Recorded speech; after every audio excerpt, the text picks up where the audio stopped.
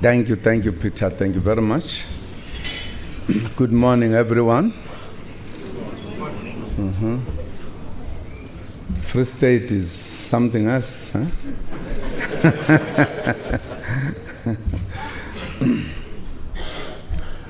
Deputy President of the ANC, Comrade Cyril Ramaphosa, and the officials, all members of the National Executive Committee who are here, the chairperson of SABC, Mbomvu, chairperson of Transnet, and indeed the captains of industry who are here. Thank you for the opportunity once again to have us this morning. As you know, we just concluded our 53rd conference, National Conference of the ANC, yesterday. A little later than we thought we would conclude our business, partly because the forces of nature that we cannot control intervened at some point. Because we were meeting here, the storm had to come.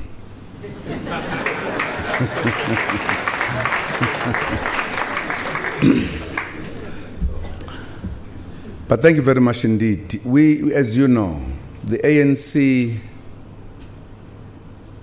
does things in a particular way. We are a democratic organization and we believe in it. We therefore have regular conferences. There are three main ones. There's elective conference, like the one we've seen. It's normally preceded by the National Policy Conference. Again, partly because we pay particular attention to policy. We don't leave things to chance. We want to discuss and clarify our thinking, not just from the leadership point of view. We believe that the ANC is what it is because of the branches. In fact, the National Conference is a conference of branches, where branches meet to interact and discuss the issues. But we also have what we call the NGC, the National General Council, where mid-term we meet to evaluate what we have done since the last conference. So we meet all the time to discuss, and that's why we never go wrong, either in policy or in programs of action. As you know, the ANC is 100 years in few days' time, or perhaps 2 weeks or so. Is it 2 or 3? Will be 101 year old. We have been celebrating the centenary. When we came to Mangaung, the place of birth of the ANC, we deliberately came here this time around as part of the celebration of the centenary.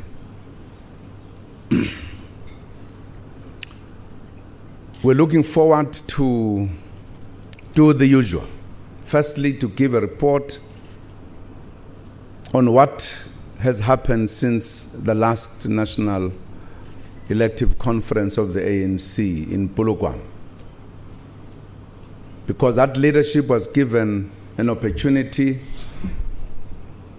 to lead the organization up to this conference and implement the resolutions of that conference and continue to lead on the policy of the ANC.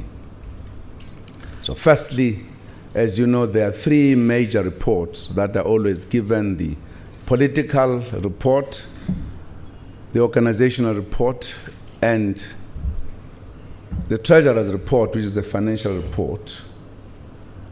It's a time we believe we are able to see what has been the health of the organization up to that time. Of course, we also look very thoroughly at the policy documents that would have emerged from the National Policy Conference as recommendations to the National Elective Conference. And then the delegates that represent the branches are given an opportunity to debate these as well as the documents. Insofar as the policy documents, they would not be meeting them for the first time. They would have actually been discussing them at the branch level. So every branch would have discussed. So they come here themselves ready to debate the issues and then debate these reports that I've just mentioned.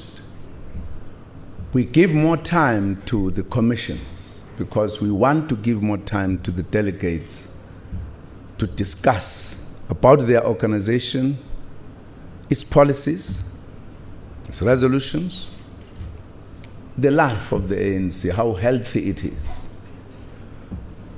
We believe in the internal democracy. We believe that each and every member of the ANC has a right and must be given an opportunity to debate. But they are also given an opportunity, after having those discussions, to think about the leadership. In other words, they are given an opportunity to make their preferences and choices. They again begin to discuss this at the branch level and consolidate it at the provincial level, and then finalize it at the National Policy Conference. Once again, they are given an opportunity to think freely, to make their choices, and not to make their choices in secret, to talk about it. And many people have mistaken this as a fight in the ANC.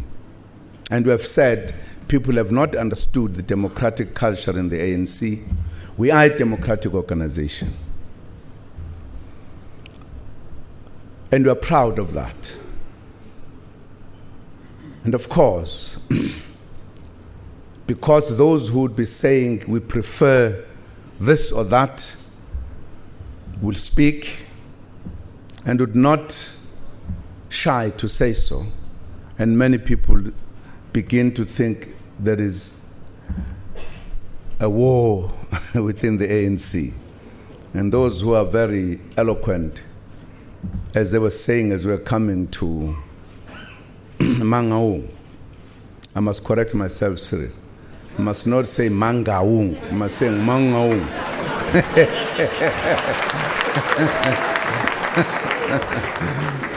I took the lessons when we were correcting somebody. They were saying there's going to be an implosion. ANC is going to die. Some were actually writing obituaries of the ANC as we were coming here. And each time we try to help people to understand the ANC. ANC would not have lived for 100 years if it did not understand itself, and if it did not have these kind of principles and traditions and cultures that it has. And it is absolutely important to those who have the opportunity to inform the nation and the world every day to understand this, so that they don't always come out as having missed the point. If only they could listen to what the ANC says, they would not miss the point. There are many organizations that have come and gone in the 100 years, some of them very powerful, but the ANC has continued and is still going to continue.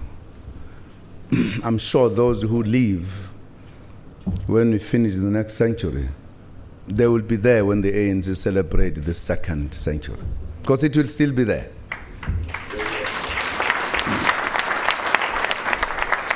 It is his belief in very important values, but in the main, it's belief to the people. It's not there for itself, it's there to serve the people. And that has been from the beginning to now. And it believes in unity. And we emerge from this conference with, again, new leadership. We call it new even if some of us have been recycled. But we call it new. Because it has emerged out of the kind of determination which was here in the conference, not before. And today, we thought, because the ANC belongs to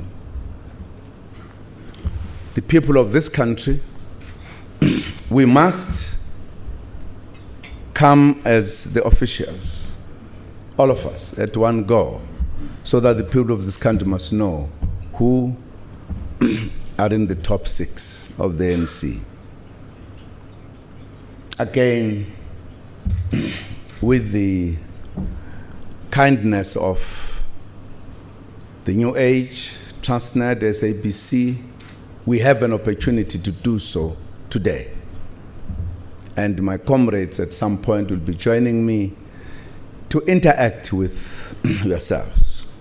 We are very happy today because among the people here is our neighbor,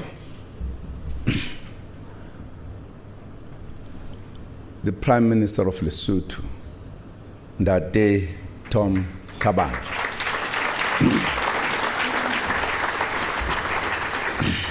A friend of many years to me personally during the serious days of our struggle.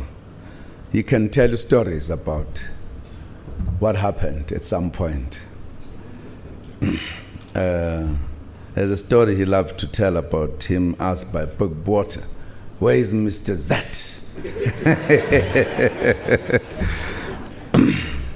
But we also are privileged to have the premier of a state in India called Uttarakhand, if I'm pronouncing it correctly, in the Himalaya mountains. Mr. Vijay Bahuguna.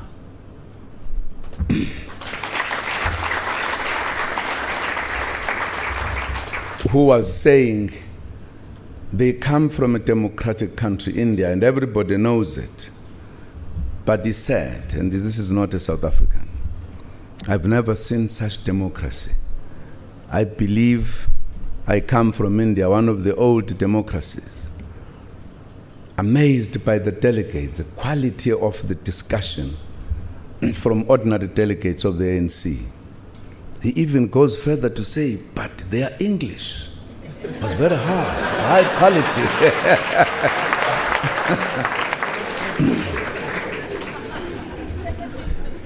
When I was a young man, during my young days, I used to say, if you put MK, you could close your eyes and put a hand to anyone, you have a leader.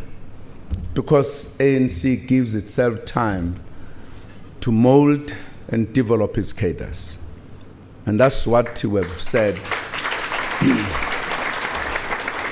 We are going to concentrate, partly because we realize that the cadre of the ANC during democracy needs to be reshaped from the cadre of the ANC during the struggle.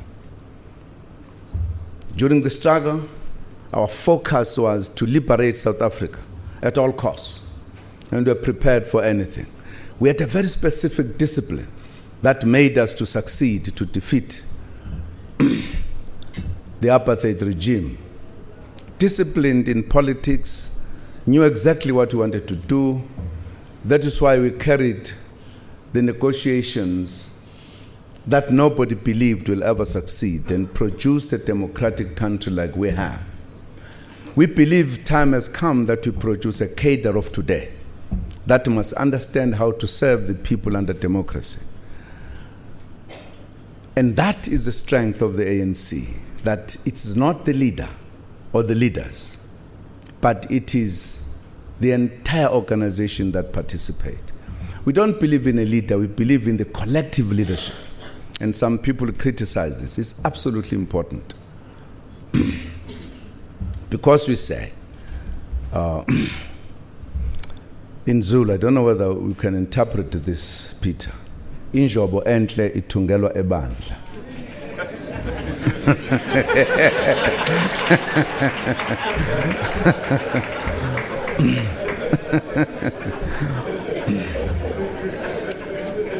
The TG will explain to you when he's sitting next to you there what it means. But we're also happy that in our midst today we have the chairperson of the AU, Dr. Nkosazana Clarice Dlamini Zuma. Don't ask why I know all the names so much.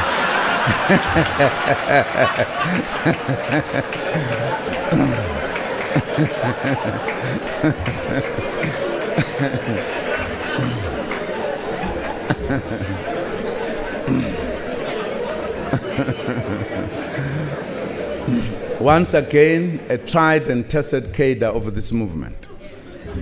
And we are very comfortable with the AU that is going to go the right direction. But we are very happy that also cadres and leaders of the ANC are here. We are not, as I said when we were opening the conference, we have our conference, a very serious matter, but at the same time we're celebrating. So we would want you to feel at home, ask any question you have about the ANC, about anything. Fortunately today I'm not alone, I'm with my comrades.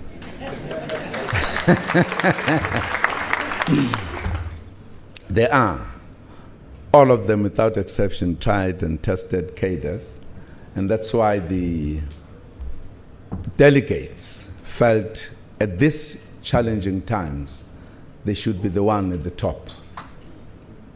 And therefore, feel at home, relax. If you think you want to tell us something, do so. If you want to suggest, do so. If you want to make proposals, do so. We always listen to what people have to say. But if you think you want to be critical, don't hesitate. This is a moment for you to know what you don't know about the ANC. Thank you very much indeed for the opportunity. Thanks very much, Peter.